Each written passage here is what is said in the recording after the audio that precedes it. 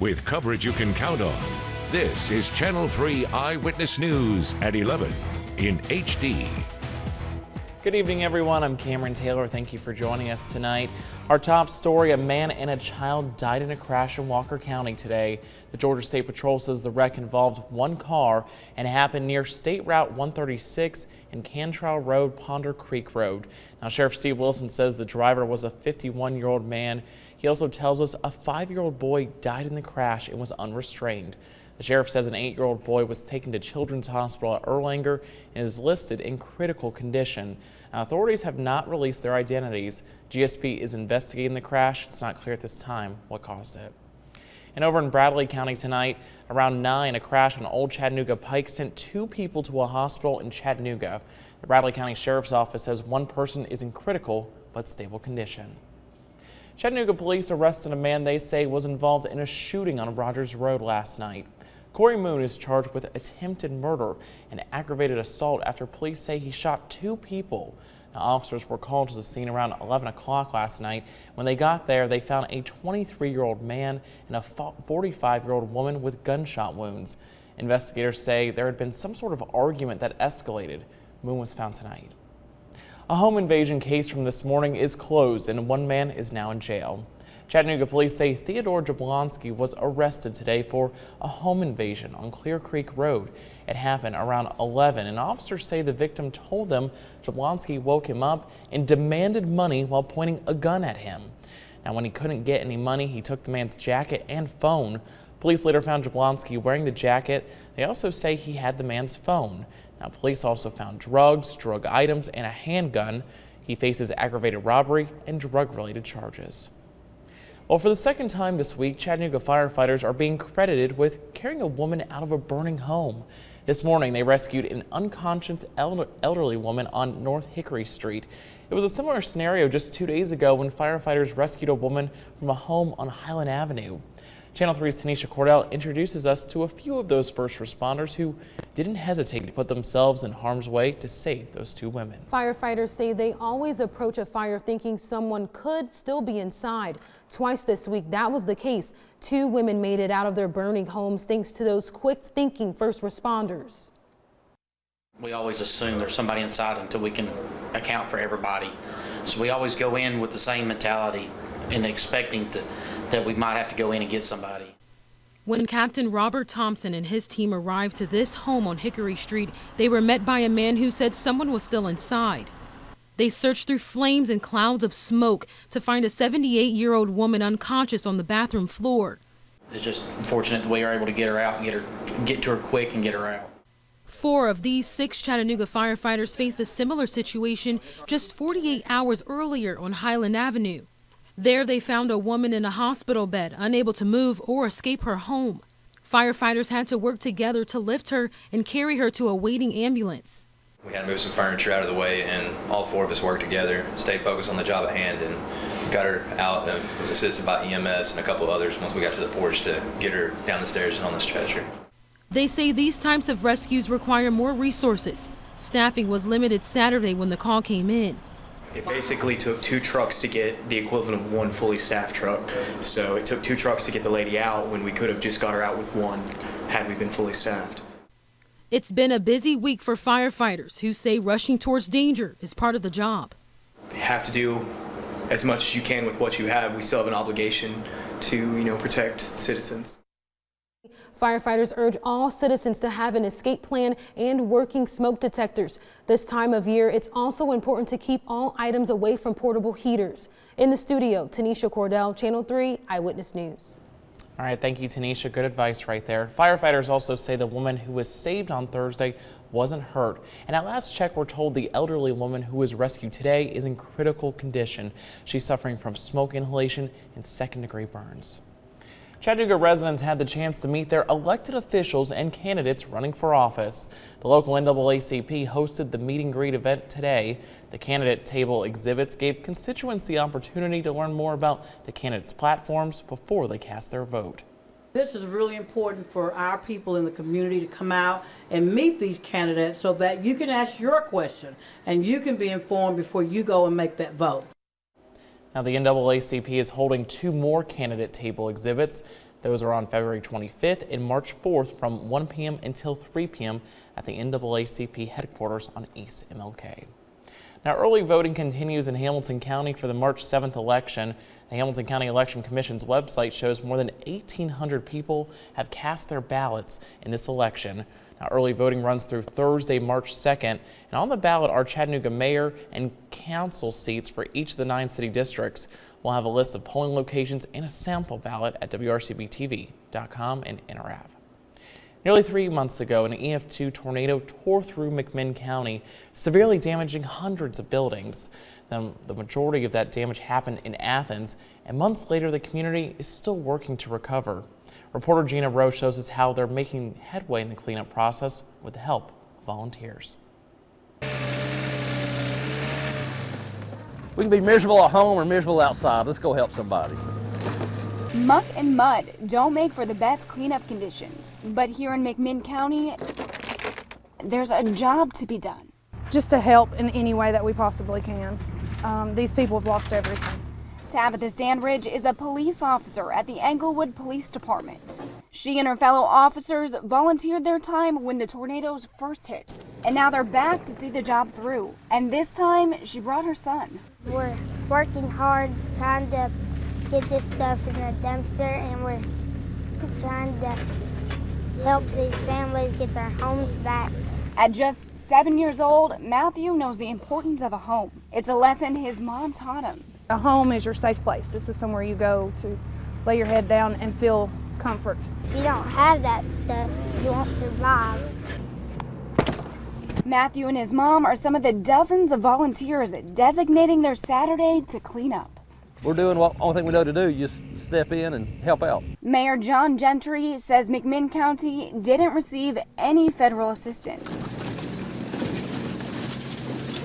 Those who lost their homes have a long road ahead. Gentry says despite the devastation, the county is grateful for what they do have, especially the community that's willing to help its neighbors out. Gina Rowe reporting for us tonight. Now, if you'd like to help, but you couldn't make it out, they have another volunteer day set for March 4th. You'll need to meet at the Eureka Trailhead off of State 307 around 8:30 in the morning. Well, here in the Tennessee Valley, it's been kind of cloudy and rainy. Meteorologist Nick Austin standing by with what tomorrow's going to look like. Nick, hey. Hey Cameron, our live downtown Holiday Inn camera. Still cloudy skies, a little bit of light fog here and there as well. But other than that, we're in pretty good shape. The rain stopped this afternoon, so the roads aren't terribly wet right now, but it is going to be a foggy night. We're already seeing dense fog set up in some areas, and we'll check out those spots here in just a moment. Turning nicer during the day tomorrow, and it's going to be becoming warmer too over the next few days. So if you've been enjoying the milder weather like what we had yesterday, it's going to be really nice tomorrow and heading into at least most of next week. 50s right now across much of the state. 52 Nashville, a little cooler in Knoxville at 49. Out in Memphis, it's 55 degrees. Right here in the city, 51. Temperatures haven't changed a whole lot in the past few hours thanks to the cloudy skies. 50 Cleveland and Dalton, 48 up in Athens, Altamont around 46, and winds are calm in the city. And because of the calm winds, a few breaks in the clouds, and wet ground from the rain, we have a lot of dense fog setting up back to the west along the plateau, Mont Eagle, up into Grundy County, and up towards Cagle Mountain as well, western Bledsoe, and from northeast Georgia up into Murphy as well. So be really careful traveling through those areas. We'll see more areas of dense fog probably developing through the course of the overnight hours. But at least the afternoon, the evening hours have been dry. We just have mostly cloudy skies across the area. It's going to take a while to kind of scour out the clouds and all that moisture. We have a big upper level low pressure system spinning counterclockwise right over the area. And for now, it's just clouds. There's very little chance of any significant rain through the rest of the night, but the drier air is still really west of the Mississippi River. And it's going to be heading our way through the overnight hours as this system moves out of the way and up to our north and east. We'll see sunshine coming back for tomorrow, especially by mid to late morning and then through the rest of the day. High pressure rebuilding and that air drying out nicely, and we'll see a nice day on Monday. If you have President's Day off on Monday, you'll enjoy it, I hope. It's going to be really warm, and we'll have lots of sunshine too. Temperatures back in the 70s as we head into Monday. Tuesday will still be very mild too. Maybe by Tuesday night we'll see a few more rain showers with a cold front coming through, but it's not going to be anything significant really. Probably just maybe a few showers on Tuesday night. But today we had a half an inch out at the airport. We'll take everything we can get. We're still in a drought. 53 was the high after a low of 46 this morning. And across North Georgia, well, decent rain amounts, about 4/10 in downtown Dalton. Chatsworth had almost 1/3 of an inch, but only about 1/10 in Blue Ridge. Out in Alabama, though, Fort Payne had a half an inch. So did Riceville up in McMinn County. About 3/10 of an inch in Cleveland. Signal Mountain right here in North Chattanooga, we had a 3/10, but Signal and Red Bank had 4/10. And also about 4/10 for Pikeville and Dayton. So not huge amounts here, but we'll take everything we can get. About 4/10 in Etowah too. And Jasper had almost 1/3 of an inch. For the rest of tonight, nothing really significant as far as rain. Maybe an isolated shower, otherwise just fog, drizzle, not very good travel weather, cooling down to the middle and upper 40s. But we're going to be close to 70 tomorrow afternoon, about 69 for the high. After that fog and the drizzle early tomorrow, we'll have the sunshine coming back. It'll turn out to be a nice day. 45 for the low tomorrow night with fair skies in the evening. We'll have more fog again late tomorrow night. But look at Monday on your 7-day forecast. That's President's Day. So, of course, if you work in any of the city offices, the banks, schools, you're going to have the day off. It's going to be nice, too. 77 degrees, plenty of sunshine. We'll still be in the low 70s towards midweek. Just low rain chances for Tuesday, Wednesday, and Thursday. But by late Friday and into Saturday, it looks like our rain chances could pick up. We might get a pretty good soaking early next weekend. We'll see. Okay. All right. Yeah. Looks pretty good. Thank you, Nick. You bet. Well, up next on Eyewitness News at 11. In the self-driving cars in the near future, a smart sun visor will let you connect digitally with both the outside road and people in your car.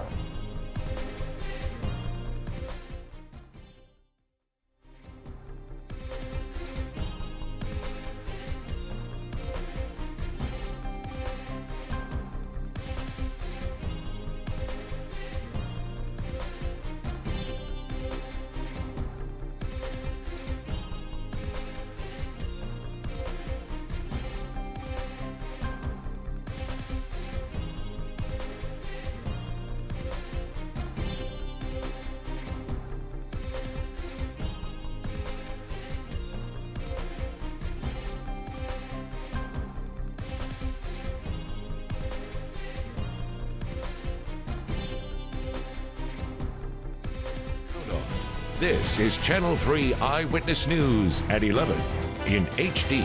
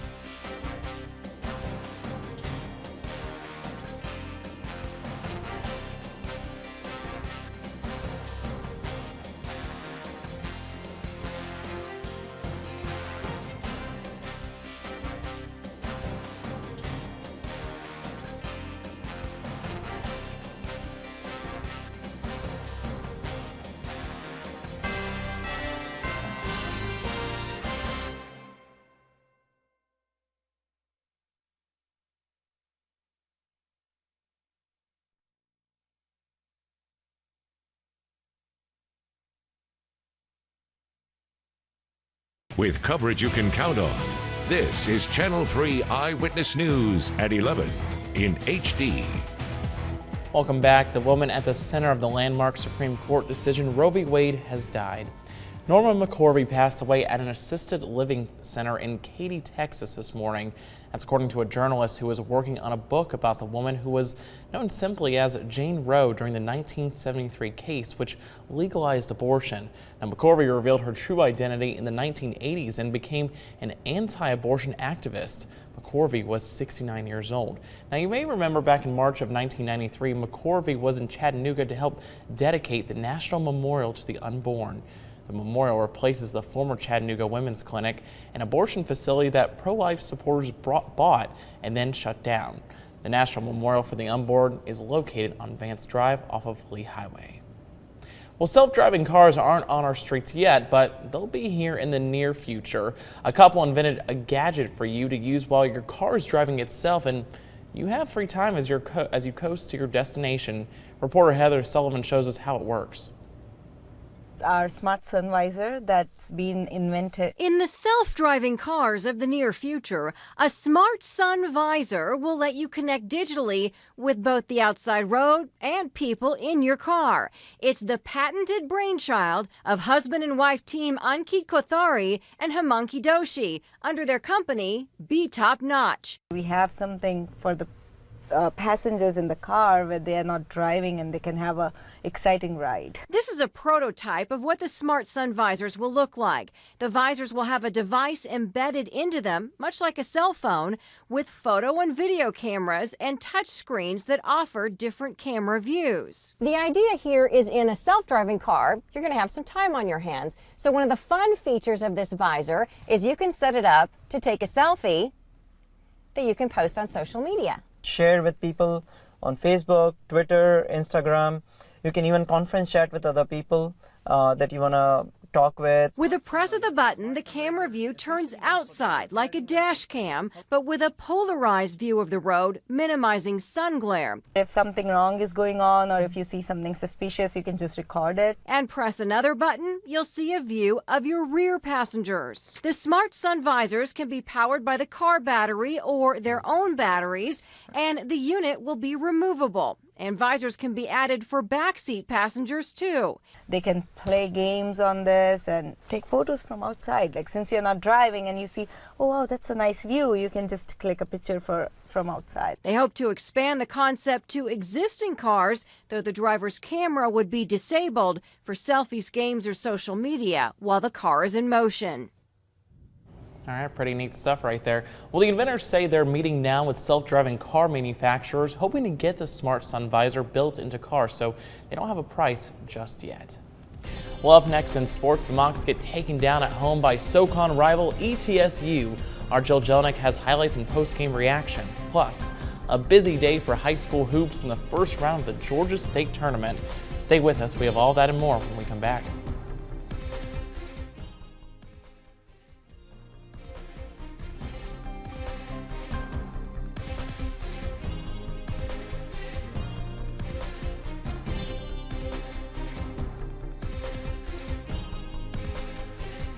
Bottom line is they were better. You know, no ifs, ands, buts about it.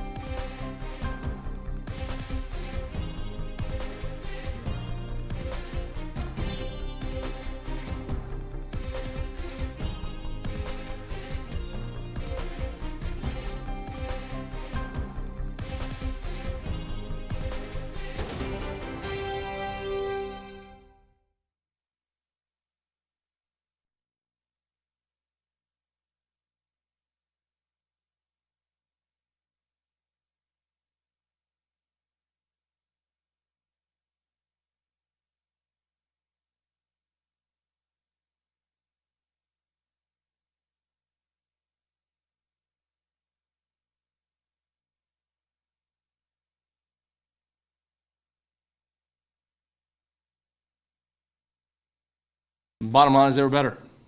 You know, no ifs, ands, buts about it. Tonight they were much better. You know, and from every spot, there was not a single spot on the floor we were better than them tonight. Not one. Offensive rebounds. That was the one and only category the Mocs were better than the Bucks at tonight. But other than that, head coach Matt McCall is spot on.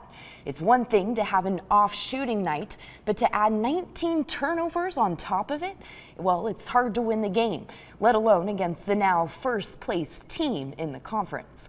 The Mocs knew going into tonight they would have to bring their very best A game against their rivals, even with a packed McKenzie Arena on their side. And well, for the start of the first half, things were looking good for Chattanooga.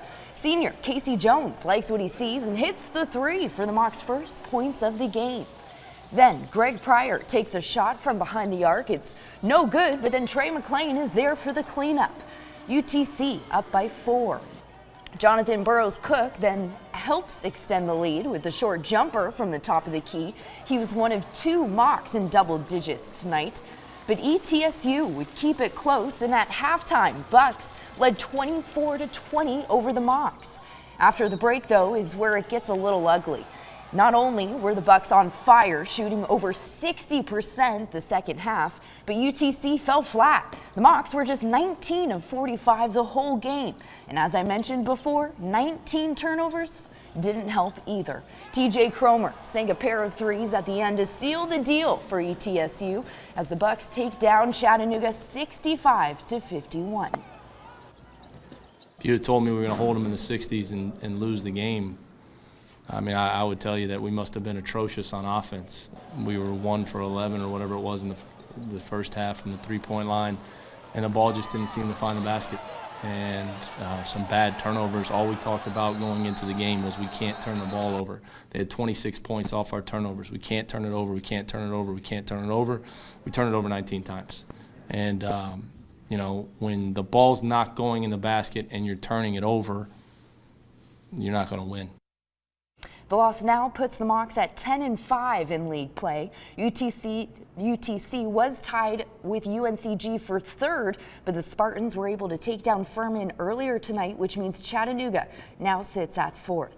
Meanwhile, the Lady Mocs took care of business today on the road at Western Carolina. The Mocs hit back-to-back three-pointers to start the game and led by a dozen at halftime, 31-19 over the Catamounts. UTC continued to stay hot and out-rebounded Western 35-21 while shooting 50% for the game. Jasmine Joyner recorded her 11th double-double this season and 3rd straight as UTC takes down Western Carolina 60-48. The Lady Mocs now have only 2 more regular season games left, both at home, starting with Furman this Thursday. Now on to the high school hardwood, where Georgia schools are in the first round of the state playoffs this weekend. Northwest Whitfield had its hands full this evening with both the boys and girls teams playing in the tournament.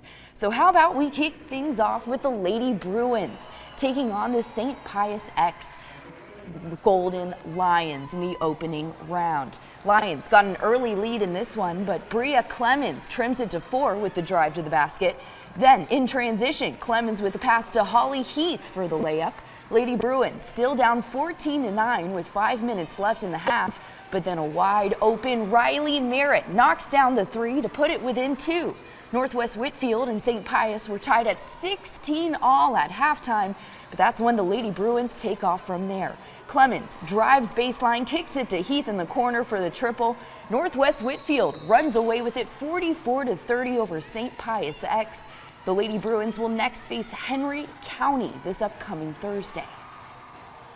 And shortly afterwards, the Northwest Whitfield boys took the floor, playing host to Madison County. Bruins came out of the gates firing from the start. First, Kyle McCutcheon drops the 3, then Tanner Boyd follows suit, giving Northwest Whitfield a 1-point lead in the first. Showing off his power then is Trey Ramsey as he muscles his way down low for the basket and 1. Bruins led by 10 at halftime and didn't let Madison County get any closer than that. Northwest Whitfield wins it 68-45. It's the first playoff win in school history for Bruins boys basketball. They will now face Perry next Thursday right after the girls. And lastly, staying on the prep beat, the TSSAA Wrestling State Finals wrapped up this evening. And in the Class 3A team competition, Bradley Central took first place overall with 236 points. Cleveland came in second in the team competition with 171, and McCauley finished second as well in the D2 championship with 212.5 points. Big congrats to all the wrestlers competing this weekend. All right, that's it for sports. One last look at your weather when we come back.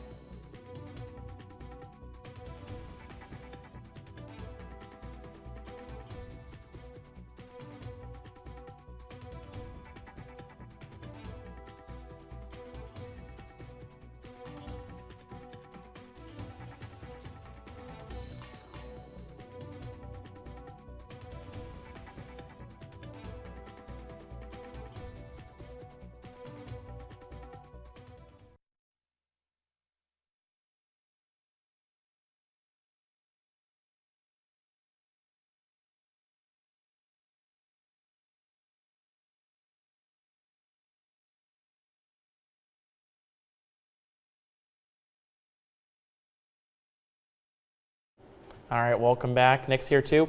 Nick, we're hoping for some sunshine tomorrow. We have to have it back. Oh yeah, I feel good about tomorrow. Okay. Now, heading out to church early in the day though, it's still going to be kind of gray out there with some drizzle and some fog, but throughout the rest of the day, the sunshine will be returning and we'll have highs well into the 60s tomorrow afternoon. It'll be warmer than today.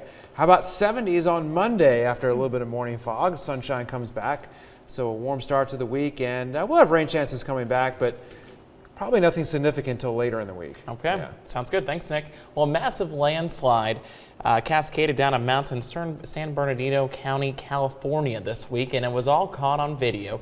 You see firefighters were taping when it happened, and they say the landslide's 300 yards wide, so pretty incredible stuff right there. Jeez. Yeah, the video speaks for itself. Well, that's it for us. We hope you have a good night. We'll see you tomorrow.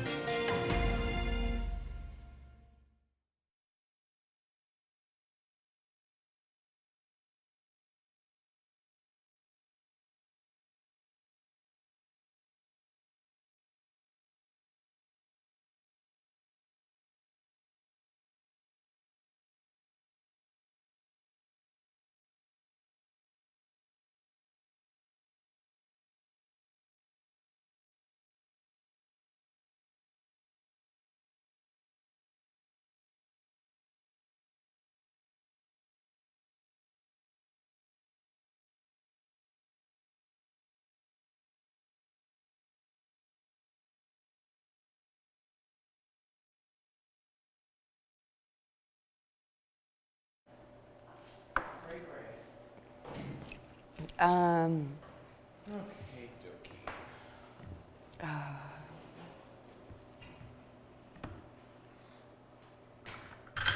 I think I have to get up and give me just, I know exactly, 1 second.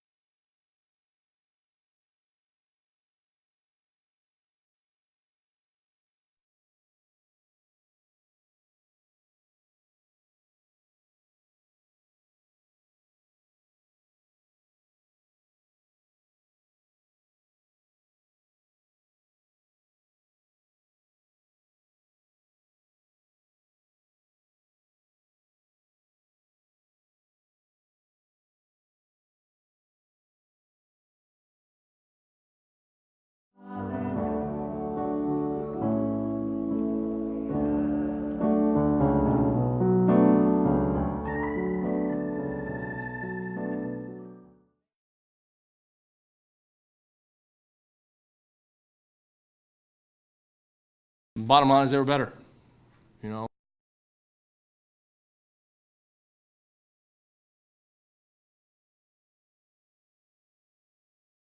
Bottom line is they were better, you know. No ifs, ands, buts about it. Tonight they were much better, you know, and from every spot. There was not a single spot on the floor we were better than them tonight, not one. Offensive rebounds. That was the one and only category the Mocs were better than the Bucks at last night. But other than that, head coach Matt McCall is spot on. It's one thing to have an off shooting night, but to add 19 turnovers on top of it, well, it's hard to win the game, let alone against the now first place team in the conference. The Mocs knew going into last night's game they'd have to bring their very best A game against their rivals, even with a packed McKenzie Arena on their side. And, well, for the start of the first half, things looked pretty good for Chattanooga. Senior Casey Jones likes what he sees, hits the three for the Mocs' first points of the game. Then Greg Pryor takes a shot from behind the arc. It's no good, but then Trey McLean is there for cleanup. UTC up by 4. Then Jonathan Burrows-Cook helps extend the lead a bit with a short jumper from the top of the key.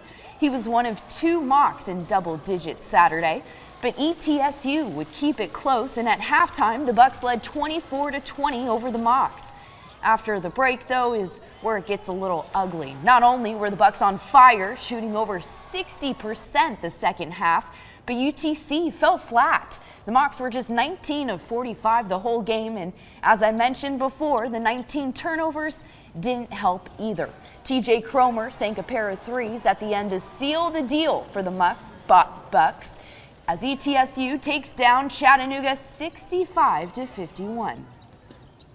If you'd have told me we were going to hold them in the 60s and lose the game, I mean, I would tell you that we must have been atrocious on offense. We were 1 for 11 or whatever it was in the first half from the three-point line, and the ball just didn't seem to find the basket.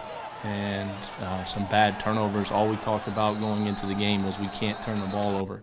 They had 26 points off our turnovers. We can't turn it over. We can't turn it over. We can't turn it over. We turned it over 19 times.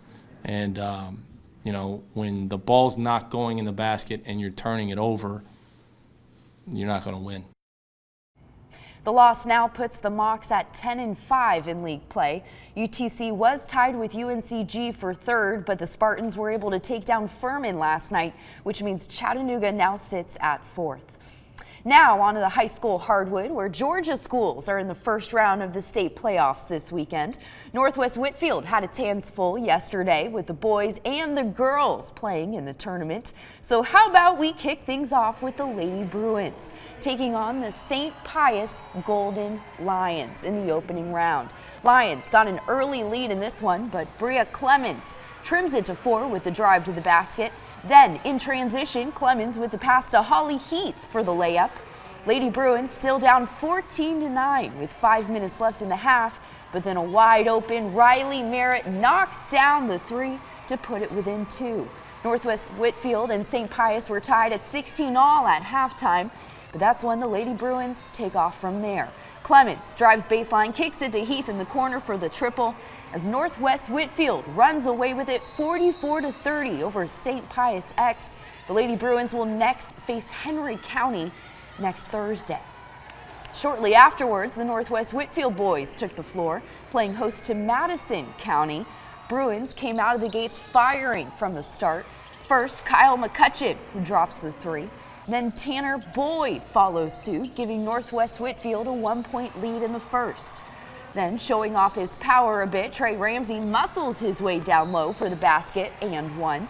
Bruins led by 10 at halftime and didn't let Madison County get any closer than that. Northwest Whitfield wins it 6